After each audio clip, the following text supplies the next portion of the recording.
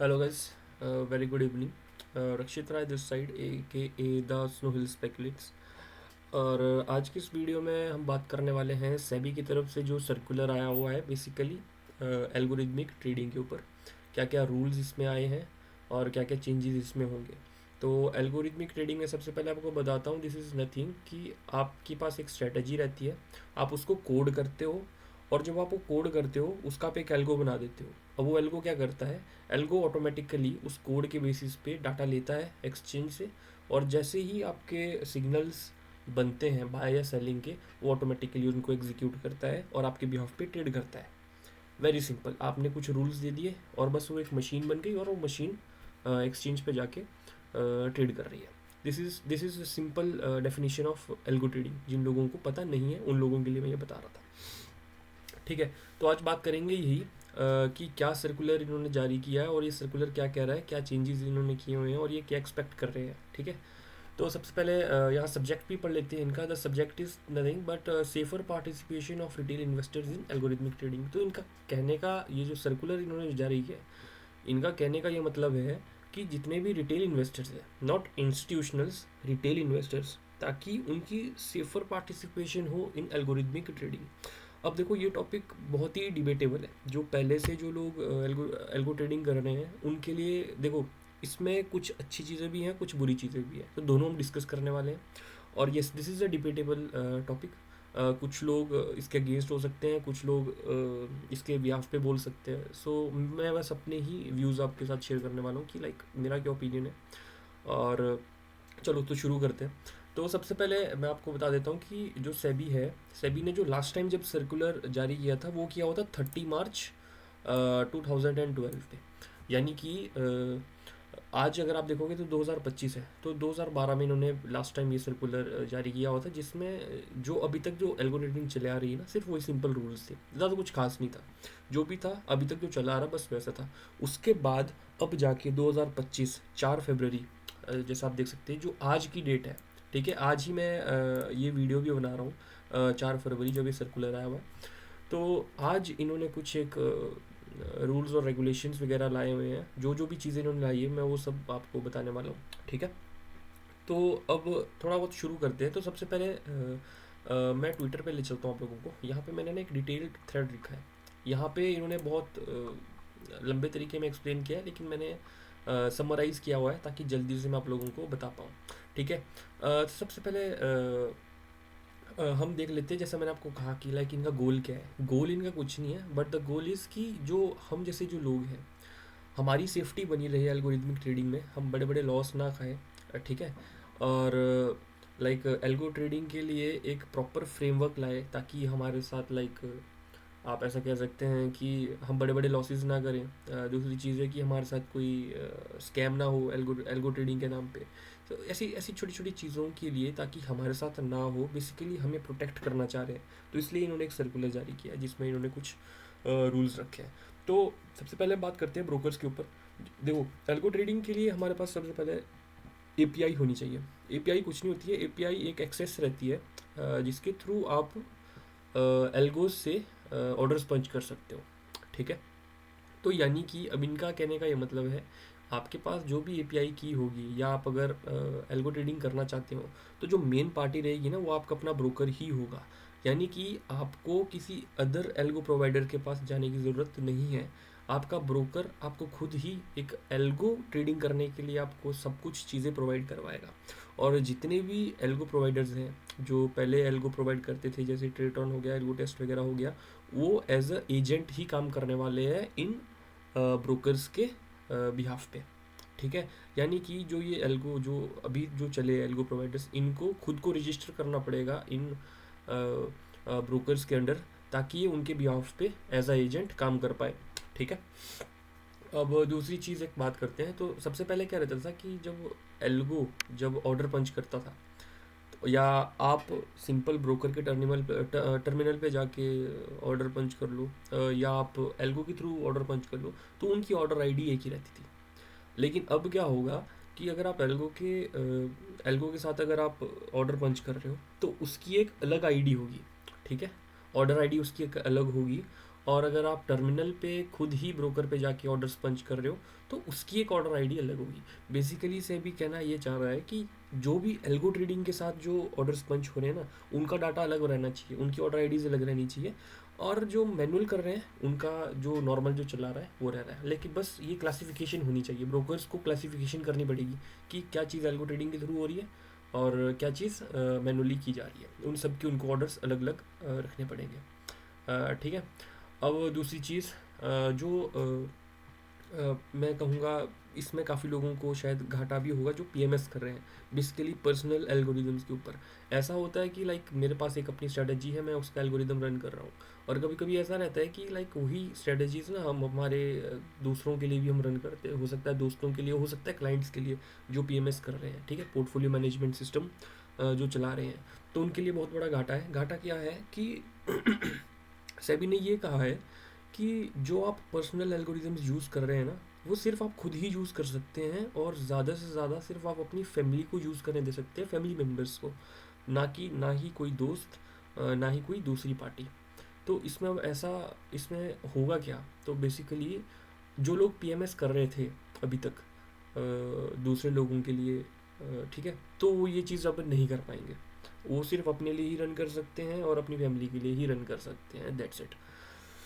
अब ब्रोकर्स का भी एक बार रोल मैं आपको बता देता हूँ कि लाइक ब्रोकर्स का इसमें क्या रोल रहने वाला है और ब्रोकर्स की क्या रिस्पॉन्सिबिलिटी रहेगी। सो सिंपल वही है कि ensure proper identification of each algo order. Basically जो एल्गो की तरफ से ऑर्डर पंच हो रहा है और जो मैनुअली जो ऑर्डर पंच हो रहे हैं, इन सब का एक आइडेंटिफाइड या क्लासिफाइड एक सेट ऑफ डाटा बना के रखे, ताकि अगर सेबी को इन फ्यूचर देखना पड़े तो उसे पता रहे कि ये चीज़ एल्गो के थ्रू हुई है, ये चीज़ मैनुअली हुई है। ठीक है। Use secure APIs and allow access only through identified vendors. Basically जो API है, जो API हर पर्सन के लिए अपनी एक सिक्योर होनी चाहिए। और अगर कोई भी एक्सेस कर रहा है वेंडर्स के थ्रू या थर्ड पार्टी के थ्रू, तो वो सारे आइडेंटिफाइड वेंडर्स रहने चाहिए, वो रजिस्टर्ड वेंडर्स होने चाहिए। ठीक है। और एक और चीज़ जो कही है, authenticate API access using secure 2 factor authentication. तो पहले पहले क्या होता था कि जैसे मान लो मैं अपना एल्गो चला रहा हूँ, ठीक है, और मैं किसी थर्ड बंदे के लिए चला रहा हूँ, तो मेरे को उसके अकाउंट को लॉगिन करने के लिए ना मेरे को ज़्यादा कुछ नहीं चाहिए, मुझे बस एक API की चाहिए होती थी, तो ऑटोमेटिकली वन टाइम प्रोसेस में हमारा जो है लॉगिन हो जाता था। लेकिन अब क्या होगा कि 2 फैक्टर ऑथेंटिकेशन इन्होंने जारी कर दिया। जैसे अगर मैं बात करूँ ना फिनवेजिया की, सो फिनवेजिया में TOTP के थ्रू भी आप लॉगिन कर सकते हो। बेसिकली OTP का जो प्रोसेस रहता था ना, वो बाईपास हो जाता था। जो लोग एल्गो ट्रेडिंग करते हैं पाइथन के थ्रू उनको पता रहेगा। लेकिन अब क्या होगा कि अब अगर मेरे को लॉगिन करना है किसी के अकाउंट में API के थ्रू, तो मेरे को OTP ही डालना पड़ेगा, या कोई और प्रोसेस हो सकता है कि कुछ और ये चीज़ें लाए, तो उसके बेस पे भी ये कुछ कर सकते हैं। लेकिन अब ऐसा नहीं हो पाएगा, आपको लॉगिन या OTP डालना पड़ेगा, उसके बाद ही आप जो है लॉगिन कर पाएंगे। ठीक है। और तीसरी चीज़ है handle complaint related to algo trading. यानी कि अगर मैं एल्गो ट्रेडिंग कर रहा हूँ, ठीक है, ब्रोकर के अंडर, तो अगर मेरे पास कोई भी कंप्लेंट्स वगैरह है तो उनको वो कंप्लेंट्स देखनी पड़ेगी, उनका प्रॉब्लम का सॉल्यूशन उनको हमारे को प्रोवाइड करना पड़ेगा, क्योंकि ब्रोकर ही अब मेन पार्टी है एल्गो ट्रेडिंग के लिए। ठीक है। ओके। सो अब यहाँ पे कुछ और चीज़ मैं बताता हूँ। Basically algo providers not directly regulated by SEBI. तो यहाँ पे जो भी एल्गो प्रोवाइडर्स हैं जो कि which are not regulated by SEBI, जो सेबी के द्वारा रेगुलेटेड नहीं होते हैं, उनके ऊपर भी इन्होंने कुछ कहा है। ठीक है। सो यहाँ पे हम देखते हैं, अगर आप यहाँ पढ़ेंगे, although SEBI doesn't directly regulate algo providers, this providers must be approved by the stock exchanges. Basically जो एल्गो प्रोवाइडर्स जो पहले रेगुलेटेड नहीं थे, ठीक है, अनरेगुलेटेड एल्गो प्रोवाइडर्स जो थे, अब उनको रजिस्टर करना पड़ेगा अपने जो है स्टॉक एक्सचेंजेस में, NSE और BSE में। अगर वो रजिस्टर नहीं करते हैं तो वो एल्गो ट्रेडिंग की सर्विसेज नहीं दे पाएंगे। ठीक है, क्लियर एंड कट। बेसिकली वो इलीगल हो जाएगा। तो जैसे अगर मैं सिंपल कहूँ, मान लो अगर मेरी अपनी कंपनी है या मैं अपना एक PMS चलाता हूँ, तो मेरे को खुद को एक्सचेंजेस में रजिस्टर करना पड़ेगा। वो अब हो सकता है कि एक्सचेंज में रजिस्टर करने के लिए मुझे अलग फीस देनी पड़े, वो अलग बात है, वो बाद की बात है, लेकिन मेरे को रजिस्ट्रेशन करनी ही पड़ेगी, तभी मैं अपनी PMS की जो है सर्विसेज वो दे पाऊँगा। ठीक है। अब बात करते हैं एक्सचेंज के रोल पे। बेसिकली जो एक्सचेंज है उनका क्या रोल रहेगा। ठीक है। Oversee algo trading activities, basically जितने भी एल्गो ट्रेडिंग चलेगी वो उनके ऊपर मॉनिटर करने वाले हैं, ठीक है, देखने वाले हैं। और जो सेकंड चीज़ ये कह रहे हैं कि test algorithms before they go live to ensure they work correctly.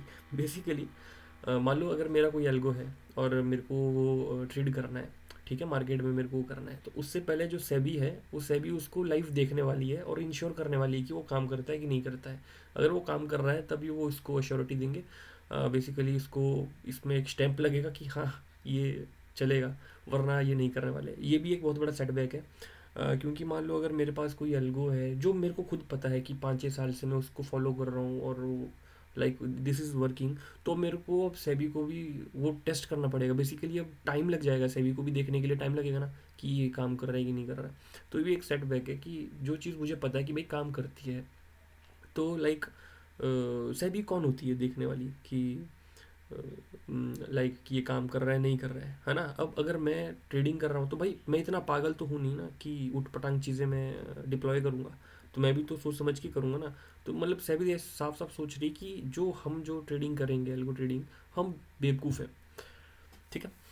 अब दूसरी चीज़ है use a kill switch in case of algo causes problem. तो अब यहाँ पे ये चीज़ अच्छी है कि मान लो अगर एल्गो मेरा अच्छे से काम नहीं कर रहा है तो ऑटोमेटिकली यहाँ पे किल स्विच ऑन हो जाएगा। किल स्विच इज़ नथिंग कि एल्गो बंद हो जाएगा, कोई ऑर्डर्स वगैरह पंच नहीं कर पाएगा। अगर हम खुद से भी कोशिश करेंगे ना तब भी वो ऑर्डर पंच नहीं हो पाएंगे, तो किल स्विच मोड ऑन हो जाएगा। ये चीज़ अच्छी है।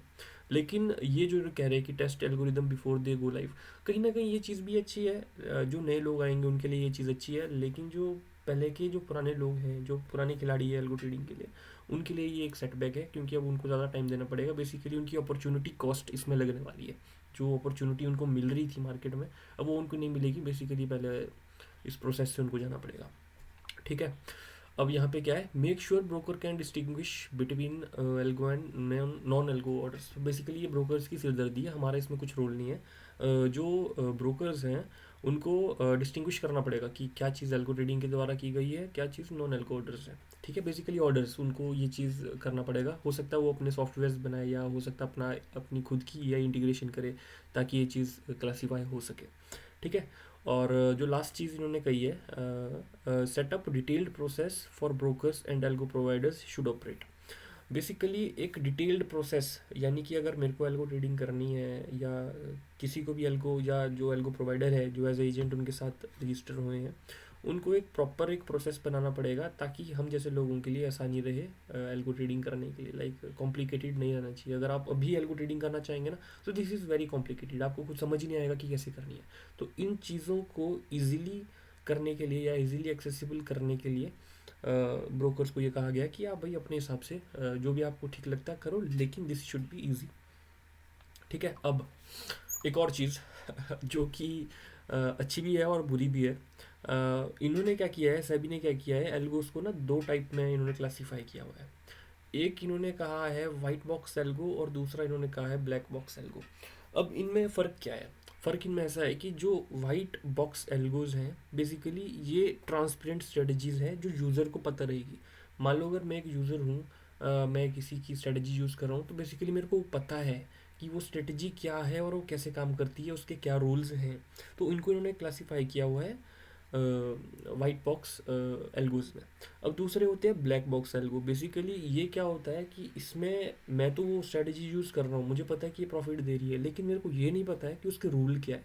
लाइक वो ट्रेड किस लॉजिक के ऊपर कर रही है ना, तो मुझे नहीं पता है, यूज़र को पता नहीं है।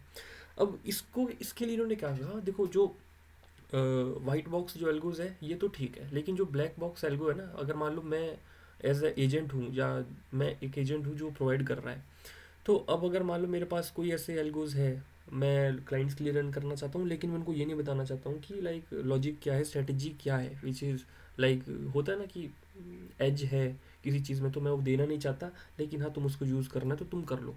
अब इस चीज़ के लिए उन्होंने कहा कहा है कि हम मेरे को खुद को, अगर मेरे को ये चीज़ करनी है, ब्लैक बॉक्स एल्गोज को अगर मेरे को रन करवाना है, तो मेरे को खुद को एज अ सेबी रजिस्टर्ड अपना लाइक सेबी रजिस्ट्रेशन मेरे को करवानी पड़ेगी, ठीक है। जब तक मैं सेबी रजिस्टर्ड नहीं हूँ, मैं तब तक ये चीज़ें नहीं कर पाऊँगा, ना ही मैं ये सर्विसेज दे पाऊँगा। ये भी एक बहुत बड़ा सेटबैक है बेसिकली। अब इसमें दो चीज़ें होंगी। जो लोग, ठीक है, जो लोग स्ट्रेटजीज प्रोवाइड करते थे, ठीक है, अब या तो उनको सेबी रजिस्टर्ड होना पड़ेगा। अगर वो सेबी रजिस्टर्ड नहीं हो सकते हैं तो बेसिकली उनको पास जो भी ये स्ट्रेटजीज थी उनको ये रूल्स पब्लिक को पब्लिसाइज करने पड़ेंगे। उनको बताना पड़ेगा कि लाइक कि ये जो स्ट्रेटजी है वो किस तरीके से काम कर रही है। तो ये भी कहीं ना कहीं बहुत बड़ा सेटबैक है जो पीएमएस वगैरह करवा रहे थे, ठीक है। अब तीसरी चीज़ बताता हूँ, नॉट तीसरी, बहुत कुछ चीज़ें बता रखी है। तो लाइक बस इनका जो कंक्लूजन था बेसिकली ये कुछ एक चीज़ें थी जो हुई है, ठीक है। अब मैं यहाँ पे बताता हूँ आपको इम्प्लीमेंटेशन स्टैंडर्ड्स बेसिकली ये चीज़ें कब लागू होंगी।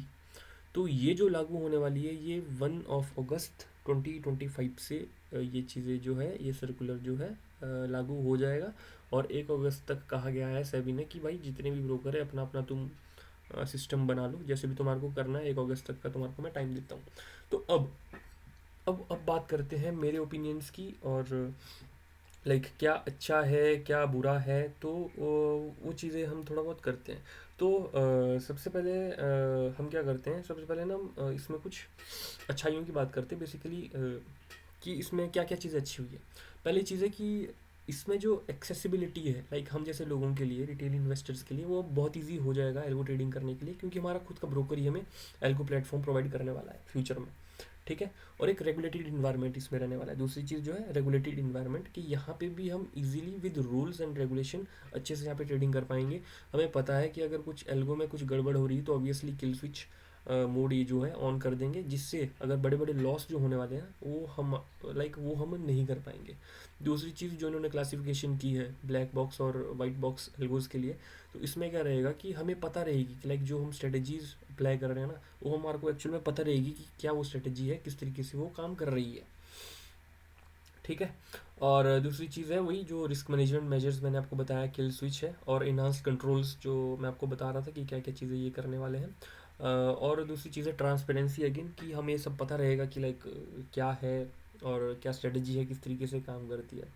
अब थोड़ी बहुत हम ये बताते हैं कि लाइक इसमें दिक्कतें क्या है।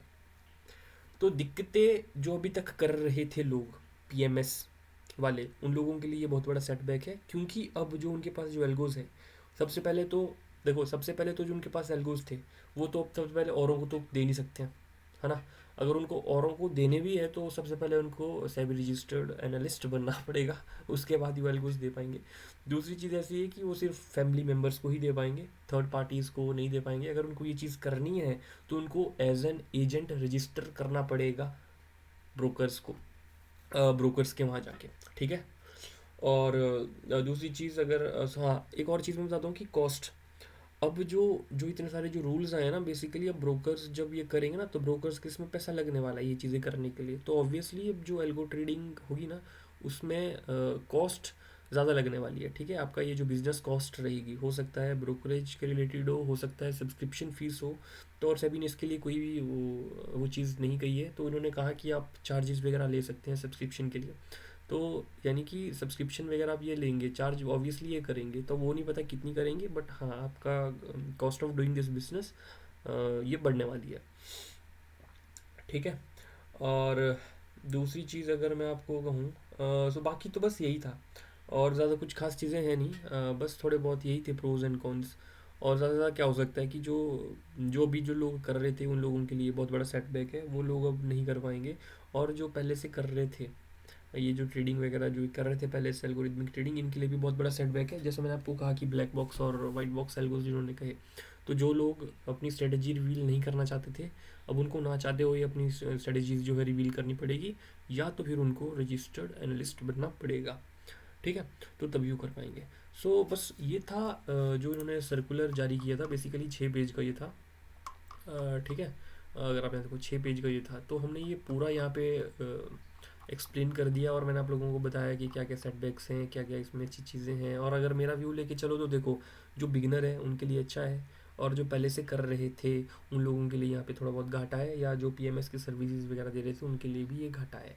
तो कहीं ना कहीं एक डिबेटेबल टॉपिक है, लोगों के लिए अच्छा भी है, लोगों के लिए बुरा भी है, तो उसमें हम कुछ नहीं कर सकते हैं। बेसिकली मैंने बस आप लोगों को ये चीज़ बता दी जो जो एक्चुअल में होगी और जो इम्प्लीमेंट होने वाली है, जो ये वाला सर्कुलर आया है। तो आई होप गाइस आपको ये सर्कुलर समझ आया होगा, और अगर आप एल्गो ट्रेडिंग करना चाहते हैं तो आप लोग भी सबसे पहले यहाँ पर आएँ और एक बार इसको खुद से भी रीड कर लें।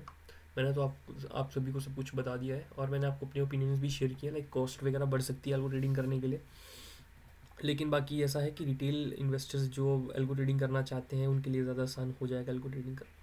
तो आई होप गाइस आपको ये वीडियो पसंद आया होगा। So please like share subscribe, और ऐसी अपडेट अगर आपको चाहिए तो मेरा चैनल आप सब्सक्राइब करके रह सकते हैं। And till then take care and bye.